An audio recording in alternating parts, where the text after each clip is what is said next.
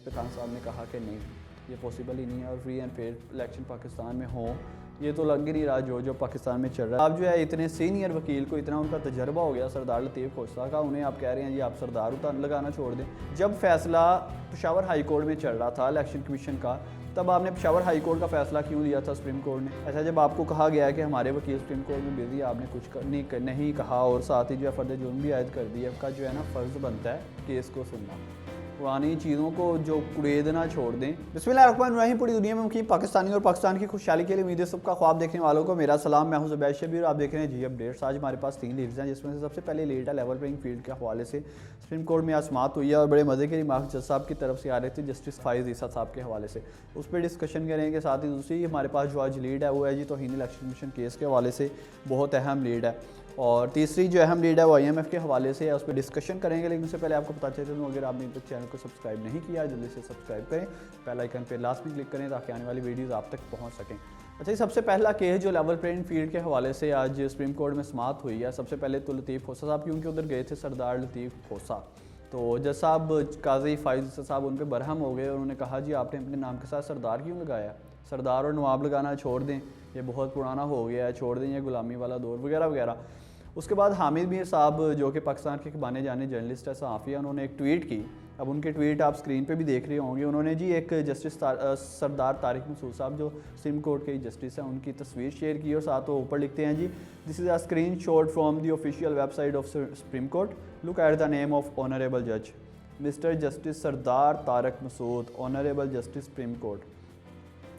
Justice Qazi Faez Isa साहब आपके जो सुप्रीम कोर्ट के ही जज हैं, जस्टिस हैं, उनके नाम के साथ सरदार लिखा हुआ है, ऑफिशियल वेबसाइट पे लिखा हुआ है। और आप जो है इतने सीनियर वकील को इतना उनका तजर्बा हो गया सरदार लतीफ़ खोसा का, उन्हें आप कह रहे हैं जी आप सरदार लगाना छोड़ दें। फिर ठीक है, फिर जब समाअत पे आया करें नवाज शरीफ साहब, तो उनके साथ मियाँ नवाज शरीफ लगाना छोड़ दें, मियाँ शहबाज शरीफ लगाना छोड़ दें। इसके साथ साथ जो बाकी के तमाम आते हैं लोग, उनके साथ साथ उनकी कास्ट या उनका ये ओहदा लगाना छोड़ दें।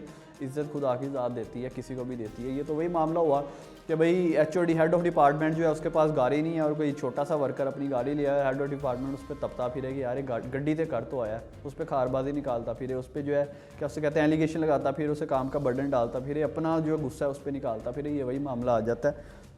और मेरे मुताबिक तो ये एक बहुत छोटा सा जो है, कहते हैं कि हर ऑर्गेनाइजेशन में इस तरह के मामला होते हैं, लेकिन सुप्रीम कोर्ट से ये उम्मीद नहीं की जा रही थी। उसके बाद केस पे समाअत शुरू होती है। सरदार लतीफ़ खोसा साहब कहते हैं जी कि हमारे जो उम्मीदवार थे उन्हें उठाया जा रहा था, उसके बाद तायद कुनिंदा और तजवीज़ कुनिंदा को उठाया गया था, तो हमारे साथ जो इंसाफ नहीं तरीके साहब के साथ उस तरह से हो पा रहा। जिसके बाद जस्टिस काजी फाइज़ ईसा साहब उन पर एहसान करके कहते हैं कि आप तो 2013 में भी आए थे, आपने यही मामला किया था उस इलेक्शन में भी, तब भी हमारा वक्त बर्बाद किया था। काजी फाइज़ ईसा साहब बड़े आप मोतबर हैं, बड़े इज़्ज़त और एहतराम के काबिल हैं, लेकिन आपका जो है ना फ़र्ज़ बनता है केस को सुनना, पुरानी चीज़ों को जो कुरेदना छोड़ दें। जब कोई और कुरेदता है तो फिर जो उस पर एलिगेशन लगाए जाते हैं जज साहबान की तरफ से, दानों की तरफ से, ये पुरानी चीज़ों को लेके बैठा रहता है। तो आप पुरानी चीज़ों को क्यों लेके बैठ रहे हैं? आप जो केस है उसका फ़ैसला करें, उस पर हाँ करनी है ना करनी है, जो भी करना है उसका फ़ैसला करें। आप कह रहे हैं जी 2013 में भी आप आए थे, ये था वो था, हमने आप, और साथ वो मज़ीद क्या कहते हैं जी हमने आपको हाई माइलेज दे के आपका फ़ैसला हाई कोर्ट के बजाय सुप्रीम कोर्ट में सुना है। जब फैसला पेशावर हाई कोर्ट में चल रहा था इलेक्शन कमीशन का, तब आपने पेशावर हाई कोर्ट का फैसला क्यों लिया था सुप्रीम कोर्ट ने? तब भी इंटरफेयर नहीं ना करना था। और मैं तो अपने पुराने व्लॉग्स में भी ये कहता आ रहा हूँ, सुप्रीम कोर्ट को नहीं चाहिए हाई कोर्ट के फैसलों में इंटरफेयर करे, हाई कोर्ट को नहीं चाहिए सुप्रीम कोर्ट के फैसलों में इंटरफेयर करे। सब इदारों का जो है और वकला का, अदलिया का उस तरह से एतमाद भी बहार रहेगा, एक दूसरे पर आपस में क्लैश भी नहीं आएंगे और दरेबाजी भी नहीं बनेगी। उसके बाद मज़ीद सरदार साहब, सरदार लतीफ़ खोसा, सरदार नहीं उनके साथ अब मैं लगाऊंगा लतीफ़ खोसा ही कहूँगा, हमें जस्टिस साहब बुरा ना बना जाएं। वो कहते हैं जी ROs तक नहीं पहुंचने दिया जा रहा, पकड़ लिया जाता है। और साथ ही साथ उन्होंने फ्रीक बनाया था IG पंजाब को और साथ ही साथ चीफ सेक्रेटरी पंजाब। अब IG पंजाब को क्यों बनाया था? क्योंकि पुलिस एहलकार पकड़ते थे, लोग आके पकड़ते थे, तो IG पंजाब उसमें कसूरवार थे, इसलिए उन्होंने उसे फ्रीक बनाया था। और चीफ सेक्रेटरी पंजाब को क्यों बनाया था?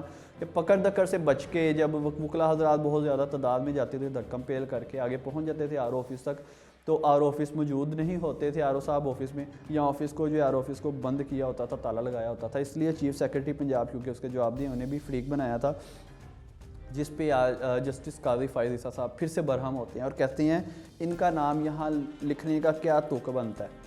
काजी साहब जो उसके कसूरवार हैं, जिनकी ज़िम्मेदारी है कि पुलिस वाले ना पकड़ें, आरओ साहब उधर बैठें, क्योंकि आरओ साहब की ड्यूटी है।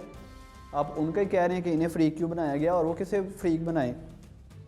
बहरहाल आईनी तरीकाकार के मुताबिक तो हर पाकिस्तानी शहरी को ये हक हासिल है कि वो इलेक्शन में हिस्सा ले सकता है, अपने नॉमिनेशन पेपर जमा करवा सकता है। लेकिन जो पाकिस्तान में हालात जा रहे हैं, मुझे नहीं लगता कि कोई भी करवा सकता है। 2600 के करीब नॉमिनेशन पेपर से रिजेक्ट हो चुके हैं।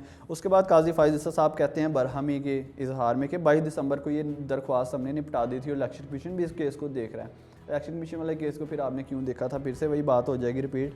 और साथ ही साथ उन्होंने मज़ीद कहा कि जिसके कागजात नामजदगी मुस्तरद हुए हैं वो खुद अपील करे, खुद आके दरख्वास्त दायर करे, फिर हम उस पर फैसला करेंगे। और 2600 के करीब जो उम्मीदवार हैं और दूसरी पार्टीज़ के भी उम्मीदवार हैं, वो जब आके दरख्वास्तें दायर करेंगे फिर तो आपके पास एक ढेर लग जाएगा दरख्वास्तों का। फिर आप कहेंगे बहुत ज़्यादा दरख्वास्तें होंगी, हम इन्हें किस तरह से निपटाएं। बहरहाल आज शाम 4 बजे तक का टाइम था और 4 बजे से गालबन टाइम ऊपर हो चुका है। और 10 जनवरी से पहले जो जज साहबान इलेक्शन ट्रिब्यूनल के, उन्होंने इस फैसले को और जो भी कागजात नामजदगी मुस्तरद होने की दरख्वास्तें दायर की गई हैं उनको उन्होंने निपटाना है।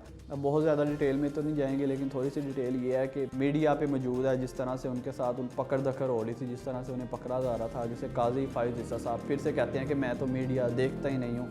इस पर ट्रोलिंग जारी है और अभी तक सोशल मीडिया पे बहुत ज़्यादा ट्रोलिंग हो रही है। बहरहाल इस मामले को छोड़ते हैं और दूसरी जो हमारी आज की इंपॉर्टेंट लीड है तौहीन इलेक्शन कमीशन केस के हवाले से, उस पर जाते हैं जी। एक्सप्रेस न्यूज़ ने ये स्टोरी रिपोर्ट की है तौहीन इलेक्शन कमीशन केस की क्यों क्या समाअत थी। तौहीन election commission case Imran Khan और फवाद चौधरी पर फर्द जुर्म आयद। Rawalpindi election commission of Pakistan ने बानी पाकिस्तान तरीके से इमरान खान और साबिक वफाकी वज़ीर इत्तलात फवाद चौधरी पर तौहीन इलेक्शन कमीशन केस में फर्द जुर्म आयद कर दी। अडयाला जेल रावलपिंडी में तौहीन इलेक्शन कमीशन केस की समाअत हुई। PTI के वकला ने दरख्वास्त की कि आज कानूनी टीम के सरबराह शुएब शाहीन सुप्रीम कोर्ट में मसरूफ़ हैं, फ़र्द जुर्म आज आयद ना की जाए, इस केस में उजलत ना की जाए, जल्दबाजी ना की जाए। वकला ने जेल ट्रायल के खिलाफ भी इस्तदाद की। इलेक्शन कमीशन ने PTI की दोनों दरख्वास्तें मुस्तरद की। मेंबर इलेक्शन कमीशन सार दुरानी की सरबराही में इलेक्शन कमीशन के 4 रुकनी बेंच ने इमरान खान और फवाद चौधरी पर फ़र्द जुर्म आयद कर दी। इलेक्शन कमीशन ने केस की मज़ीद समाअत 16 जनवरी तक मुलतवी कर दी। अच्छा, जब आपको कहा गया कि हमारे वकील सुप्रीम कोर्ट में बिजी, आपने कुछ नहीं कहा और साथ ही जो है फ़र्द जुर्म भी आयद कर दिया, कोई उस पर रिएक्ट नहीं किया, आपने जो है वेट नहीं किया या अगली तारीख नहीं डाली, और जब सुप्रीम कोर्ट के या हाई कोर्ट के जज साहबान या election commission chief election commission बीमारी की हालत में उठ के चले जाते हैं और कहते हैं जी केस को मुलतवी कर दिया गया, अब दोबारा समाअत इस तारीख को होगी, ये मतलब क्या उसे कहते हैं फ़र्क नहीं आप कर रहे, ये तो खुला तजाद जिसे लफ्ज़ कहते हैं वो हो गया। इस पर भी मज़ीद डिस्कशन नहीं करेंगे बहुत ज़्यादा। बहरहाल फ़र्द जुर्म उस पर आयद हो गई है। अब देखते हैं 16 जनवरी को क्या होता है, क्योंकि केस की जो मज़ीद समाअत है 16 जनवरी तक मुलतवी कर दी गई है। 16 जनवरी को क्या होगा, फ़र्द जुर्म तो आयद हो चुकी है, इस पर फैसला क्या आएगा। और तीसरी जो अहम खबर जी IMF के हवाले से। अब आते हैं जी आज की जो तीसरी हमारी इंपॉर्टेंट लीड है IMF के हवाले से। इमरान खान साहब का ट्वीट एक स्क्रीन पे बल्कि साथ साथ चल भी रहा होगा, उससे कुछ ही अर्सा पहले उन्होंने एक ट्वीट कर दिया था। IMF का और इलेक्शंस का आपस में बहुत अहम रोल है और साथ उन्होंने बहुत कुछ लिखा था।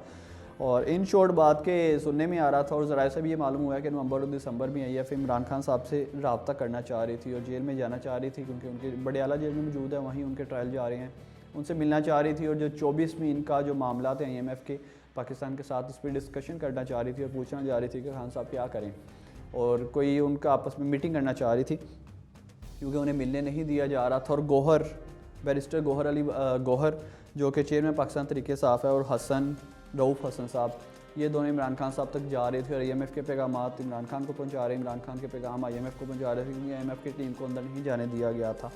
और उसके बाद जो है इमरान खान ने और पाकिस्तान तरीके इंसाफ ने कह दिया कि हम IMF से कर्ज़ लेने के हक़ में नहीं हैं, मतलब उन्होंने मना कर दिया, जिस पे अभी ट्रोलिंग दोबारा से स्टार्ट होगी दूसरी सियासी पार्टियों की तरफ से कि मुल्क दिवालिया हो रहा है और ये लोग चाहते ही नहीं है मुल्क तरक्की करे, और बहुत कुछ इस तरह की जो है आपस में डिबेट्स चलेंगी, डिस्कशन होगी TV चैनल्स में, YouTube चैनल्स पे जो एंकर हजरात हैं, जो पॉलिटिशियंस हैं, ये आपस में काफ़ी डिस्कशन करेंगे और ट्रोलिंग करेंगे खान साहब के हवाले से। लेकिन अब मामला क्या है, मामला जब ज़राए से मालूम हुआ तो ये मालूम हुआ कि IMF का कहना था कि अगर फ्री एंड फेयर इलेक्शंस होते हैं तो फिर हम IMF अपनी मज़ीद किस्त दे सकते हैं, मज़ीद पैसे पाकिस्तान को दे सकते हैं, और जो भी हमारा कॉन्ट्रैक्ट है उस पर काम कर सकते हैं, वर्किंग कर सकते हैं, उस पर फर्दर डिस्कशन कर सकते हैं, जिस पे खान साहब ने कहा कि नहीं, ये पॉसिबल ही नहीं है और free and fair election Pakistan में हो, ये तो लग ही नहीं रहा। जो पाकिस्तान में चल रहा है लेवल प्लेइंग फील्ड के नाम पे इलेक्शन कमीशन कह तो रहा है कि हमने ग्राउंड मुहैया कर दिया है, सब जमातें हमारे लिए इक्वल है, उस तरह से इक्वल ही नहीं है। कागजात नामजदगी मुस्तरद किए जा रहे हैं पाकिस्तान तहरीक इंसाफ के जो मेन जो लीडरान थे, उम्मीदवार थे जिनका कंफर्म था कि ये जीतेंगे, बल्कि कल के व्लॉग में भी हमने उनका एक लंबी सी फहरिस्त आपको बताई थी, लेकिन फिर भी कहा जा रहा है लेवल प्लेइंग फील्ड मुहैया करेंगे। कागजात नामजदगी जो मुस्तरद हुए हैं उनके खिलाफ जो दरख्वास्तें देने जा रहे हैं उनकी भी पकड़ धकड़ शुरू हो गई है। इसके अलावा जो इलाकाई सतह पे जो चेयरमैन और वाइस चेयरमैन वगैरह थे, छोटे छोटे तहरीक इंसाफ के उम्मीदवार, उनके खिलाफ भी पकड़ धकड़ शुरू हो गई है, उन्हें घरों से उठाया जा रहा है। अब देखते हैं मामला किसकी तरफ जाते हैं। उम्मीद तो ये करते हैं जो भी हो पाकिस्तान के हक़ में बेहतर, अपने मेहरबान बैच भी पहुँचा दीजिए। अल्लाह निगहबान।